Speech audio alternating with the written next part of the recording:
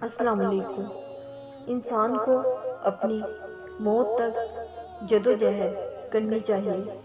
اپنے خیالات کو اپنا جیل خانہ نہ بناؤ۔ مجھے ذہن شکوک کا اڈا ہے۔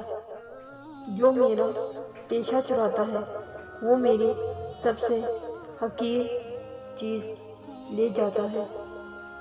تمہیں کیا چاہیے؟ جو بھی چاہیے بس مسکراہٹ کی طاقت سے حاصل کرو، نہ کہ تلوار سے۔ ہم اپنے مالک کے کرشموں کو کبھی نہیں سمجھ سکتے۔ کبھی وہ آزماتا ہے، آخری حد تک لے جاتا ہے اور پھر ایک دم سے کچھ ایسا کر دیتا ہے کہ تمام زخم ایک ساتھ بھر جاتے ہیں۔ یاد ہی نہیں رہتا کہ تکلیف کیا تھی۔ جو شخص اپنے بستر پہ آئے اور یہ ارادہ رکھے کہ رات کو اٹھ کر صبح کی نماز پڑھے گا، پھر ایسی نیند آئی کہ صبح ہو گئی، تو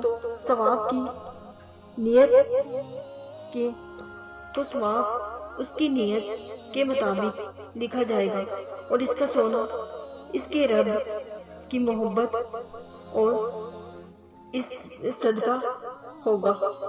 مجھے گرے ہوئے پتوں نے سکھایا ہے، بوجھ بن جاؤ گے تو اپنے بھی گرا دیں گے۔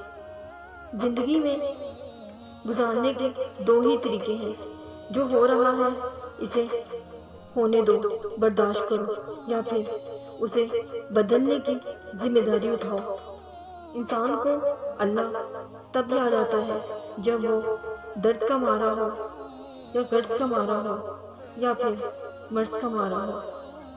اگر کوئی شخص میرے لیے کام کر سکتا ہے تو وہ اپنے لیے بھی کر سکتا ہے، بس اس کے لیے ذرا سا حوصلہ چاہیے۔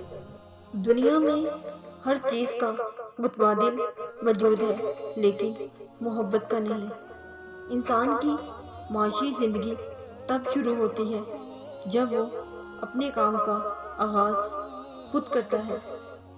پیٹھ پیچھے آپ کی بات چلے تو گھبرانا مت، کیونکہ بات انہی کی ہوتی ہے جن میں بات کی کوئی بات ہوتی ہے۔ عبادت فرشتہ تو بنا سکتی ہیں لیکن انسان نہیں۔ انسان درد سے بنتا ہے۔